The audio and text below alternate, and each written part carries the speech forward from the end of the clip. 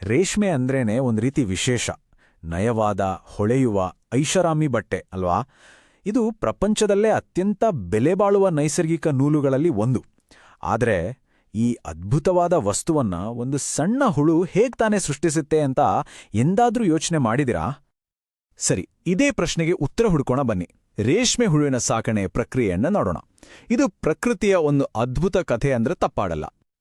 ಈ ರೇಷ್ಮೆ ಹುಳುವಿನ ಜೀವನದ ಕತೆ ಶುರುವಾಗುವುದೇ ಒಂದು ತುಂಬಾನೇ ಸೂಕ್ಷ್ಮವಾದ ಹಂತದಿಂದ. ಈ ಮೊದಲ ಹಂತ ಎಷ್ಟು ಮುಖ್ಯ ಅಂದ್ರೆ, ಮುಂದೆ ಸಿಗುವ ರೇಷ್ಮೆಯ ಭವಿಷ್ಯವೇ ಈ ಹಂತದ ಮೇಲೆ ನಿಂತಿದೆ. ತಜ್ಞರು ಇದನ್ನ ಆರಂಭಿಕ ಹಂತದ ಸಾಕಣೆ ಅಂತ ಕರೀತಾರೆ. ಇದು ರೇಷ್ಮೆ ಹುಳುವಿನ ಜೀವನದ ಮೊದಲ 2 ಲಾರ್ವಾ ಹಂತಗಳನ್ನು ಒಳಗೊಂಡಿರುತ್ತೆ. ಸಿಂಪಲ್ ಆಗಿ ಹೇಳೋದಾದ್ರೆ, ಇದು ರೇಷ್ಮೆ ಹುಳುಗಳ ನರ್ಸರಿ ಇದ್ದಾಗೆ. ಹೌದು, ಪುಟ್ಟ ಮಕ್ಕಳ ನರ್ಸರಿ. ಈ ನರ್ಸರಿ ಹಂತದಲ್ಲಿ ಅವುಗಳನ್ನ ನೋಡ್ಕೊಳ್ಳೋದಿದೆಯಲ್ಲ, ಅದು ಅಷ್ಟು ಸುಲಭವಲ್ಲ. ಅವುಗಳಿಗೆ ಬೇಕಾಗಿರೋದು ಎಳೆ, ಕೋಮಲವಾದ ಹಿಪ್ಪುನೆರಳೆ ಎಳೆಗಳು, ಚೂರು ಕೂಡ ರೋಗಾಣುಗಳಿಲ್ಲದ ಕ್ಲೀನಾದ ವಾತಾವರಣ ಮತ್ತು ಸರಿಯಾದ ತಾಪಮಾನ. ಅವುಗಳನ್ನ ಎತ್ತಿ ಬೇರೆ ಕಡೆ ಇಡೋಕೆ ಕೆಲವೊಮ್ಮೆ ಪಕ್ಷಿಯ ಗರಿಗಳನ್ನ ಬಳಸ್ತಾರೆ ಅಂದ್ರೆ ಯೋಚನೆ ಮಾಡಿ.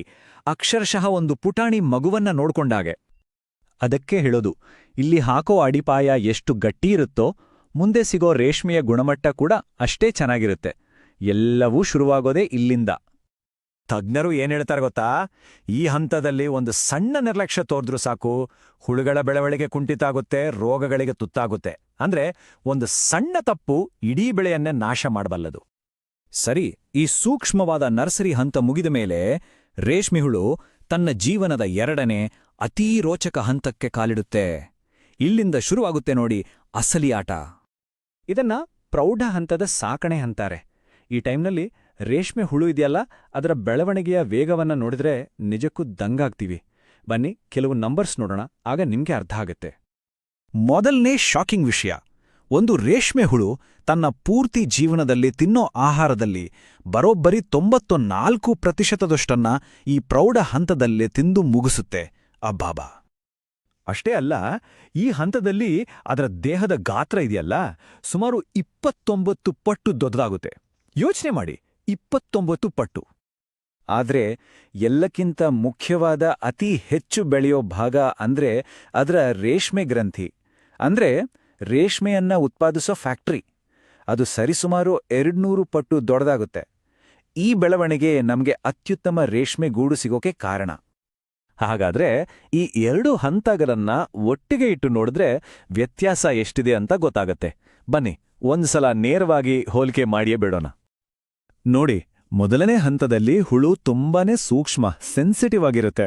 ಆದ್ರೆ 2ನೇ ಹಂತದಲ್ಲಿ ಗಟ್ಟಿಮುಟ್ಟಾಗಿ ಬೆಳೆಯುತ್ತೆ.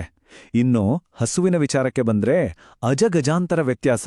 ಮೊದಲು ಕೇವಲ 6% ಆಹಾರ ತಿಂದ್ರೆ ನಂತರ 94% ತಿನ್ನುತ್ತೆ.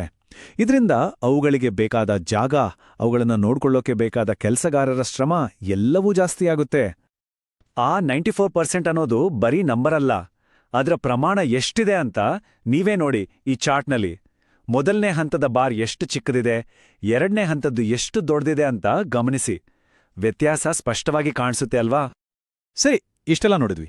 ಹಾಗಾದ್ರೆ ಈ 2 ವಿಭಿನ್ನ ಹಂತಗಳು ಕೊನೆಗೆ ನಮಗೆ ಸಿಗೋ ರೇಷ್ಮೆಯ ಗುಣಮಟ್ಟದ ಮೇಲೆ ಹೇಗೆ ಪರಿಣಾಮ ಬೀರುತ್ತೆ ಅದನ್ನ ಅರ್ಥ ಮಾಡ್ಕೊಳ್ಳೋಣ. ನೋಡಿ, ವಿಷಯ ಇಷ್ಟೇ. ನಮಗೆ ಅತ್ಯುತ್ತಮ ಕ್ವಾಲಿಟಿಯ ರೇಷ್ಮೆ ಬೇಕು ಅಂದ್ರೆ ಈ 2 ಹಂತಗಳನ್ನ ನಾವು ಸರಿಯಾಗಿ ನಿಭಾಯಿಸಲೇಬೇಕು. ಒಂದು, ಆ ಸೂಕ್ಷ್ಮವಾದ ಅಡಿಪಾಯವನ್ನ ಜಾಗರೂಕತೆಯಿಂದ ಹಾಕೋದು. ಇನ್ನೊಂದು, ಆ ಸ್ಫೋಟಕ ಬೆಳವಣಿಗೆಗೆ ಬೇಕಾದ ಎಲ್ಲ ಶಕ್ತಿಯನ್ನ ಒದಗಿಸೋದು. ಇವೆರಡರ ಬ್ಯಾಲೆನ್ಸ್ ಇದೆಯಲ್ಲ, ಅದೇ ಮುಖ್ಯ. ಹಾಗಾಗಿ ಒಳ್ಳೆ ರೇಷ್ಮೆಯ ಸೀಕ್ರೆಟ್ 2.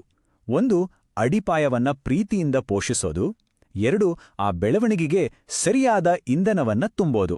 ಇವೆರಡೂ ಸೇರಿದಾಗ ಮಾತ್ರ ನಮಗೆ ಆ ಅದ್ಭುತವಾದ ರೇಷ್ಮೆ ಸಿಗೋದು. ಕೊನೆಯದಾಗಿ ಒಂದು ಪ್ರಶ್ನೆ. ಪ್ರಕೃತಿಯಲ್ಲಿ ಬೇರೆ ಯಾವ ಜೀವಿಗಳಲ್ಲಿ ನಾವು ಈ ತರಹದ ಒಂದು ಅದ್ಭುತವನ್ನ ನೋಡಬಹುದು? ಅಂದ್ರೆ ಒಂದು ತುಂಬಾನೇ ಸೂಕ್ಷ್ಮವಾದ, ದುರ್ಬಲವಾದ ಆರಂಭ, ಅದರ ನಂತರ ಒಂದು ಬೃಹತ್ ಬೆಳವಣಿಗೆ. ಇವೆರಡರ ನಡುವೆ ಇಂಥದೊಂದು ಅದ್ಭುತ ಸಮತೋಲನವನ್ನ ಕಾಯ್ದುಕೊಳ್ಳುವ ಪ್ರಕೃತಿಯ ಬೇರೆ ವಿಸ್ಮಯಗಳ ಬಗ್ಗೆ ಯೋಚಿಸಿ ನೋಡಿ.